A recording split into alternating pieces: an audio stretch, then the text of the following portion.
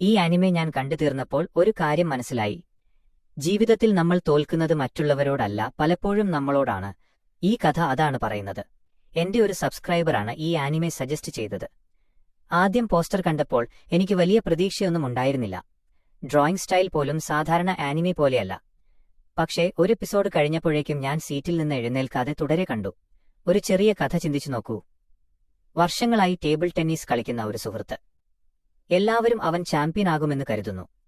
പക്ഷെ ഒരു ദിവസം അവനേക്കാൾ കഴിവ് കുറഞ്ഞ ഒരാൾ അവനെ തോൽപ്പിക്കുന്നു. അതിനുശേഷം അവൻ എതിരാളിയെ വെറുക്കുന്നില്ല. മറിച്ച് കണ്ണാടിയിൽ നോക്കുമ്പോൾ സ്വന്തം മുഖം കാണാൻ പോലും ഭയക്കുന്നു. കാരണം തോൽവി വന്നത് മറ്റൊരാളോടല്ല, സ്വന്തം അഹങ്കാരത്തോടാണ്. പിങ് പോങ് എന്ന ആനിമെ ഇതുപോലുള്ള മനുഷ്യരുടെ കഥയാണ് പറയുന്നത്. ഇവിടെ ഫ്രണ്ട്ഷിപ്പ് ഉണ്ട്, റൈവൽറി ഉണ്ട്, സക്സസ് ഉണ്ട്, ഫെയിലിയർ ഉണ്ട്. പക്ഷെ ഇതൊന്നും സിനിമകളിൽ കാണുന്ന പോലെ ഡ്രമാറ്റിക് അല്ല. വളരെ റിയലിസ്റ്റിക് ആയിട്ടാണ് അവതരിപ്പിച്ചിരിക്കുന്നത്. സ്മൈൽ എന്ന ക്യാരക്ടർ പുറത്തു നോക്കുമ്പോൾ ഇമോഷൻസ് ഇല്ലാത്ത ആളായി തോന്നും. എന്നാൽ അവന്റെ ഉള്ളിൽ നടക്കുന്ന പോരാട്ടങ്ങൾ കാണുമ്പോൾ പലർക്കും സ്വന്തം ജീവിതം ഓർമ്മ വരും. അതേസമയം പേക്കോ എന്ന ക്യാരക്ടർ ജീവിതത്തെ തമാശയായി കാണുന്ന ആളാണ്. പക്ഷെ ജീവിതം എല്ലാവരെയും ഒരിക്കൽ പരീക്ഷിക്കും. ആ പരീക്ഷണമാണ് ഈ ആനിമിയുടെ ഹൃദയം. ഇത് സ്പോർട്സ് ആനിമി മാത്രമല്ല, ഇത് ambition, pressure, talent, hard work, self worth എന്നിവയെക്കുറിച്ചുള്ള കഥയാണ്. ജയിക്കുന്നവർക്കും തോൽക്കുന്നവർക്കും ഒരുപോലെ വേദനയുണ്ടാകാമെന്ന് ഈ ആനിമി കാണിച്ചു തരുന്നു. ആനിമേഷൻ സ്റ്റൈൽ ആദ്യം ചിലർക്ക് വിചിത്രമായി തോന്നാം. പക്ഷേ കുറച്ചു സമയത്തിനു ശേഷം അതാണ് ആനിമിയുടെ ഏറ്റവും വലിയ ശക്തിയെന്ന് മനസ്സിലാകും.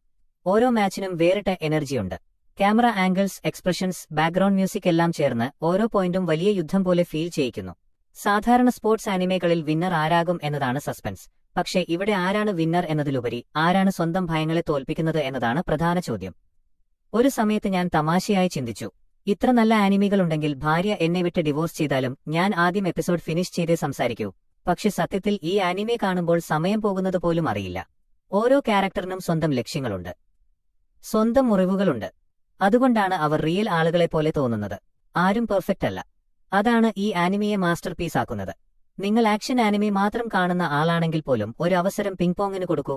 കാരണം ഇത് ടേബിൾ ടെന്നീസിനെക്കുറിച്ചുള്ള കഥയല്ല, ജീവിതത്തിൽ നമ്മൾ എന്തിനാണ് പോരാടുന്നത് എന്ന ചോദ്യത്തിനുള്ള കഥയാണ്.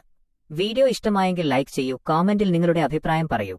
ഇനിയും ഇത്തരത്തിലുള്ള അണ്ടർറേറ്റഡ് മാസ്റ്റർപീസ് ആനിമകളുടെ റിവ്യൂസ് വേണമെങ്കിൽ സബ്സ്ക്രൈബ് ചെയ്യാൻ മറക്കരുത്.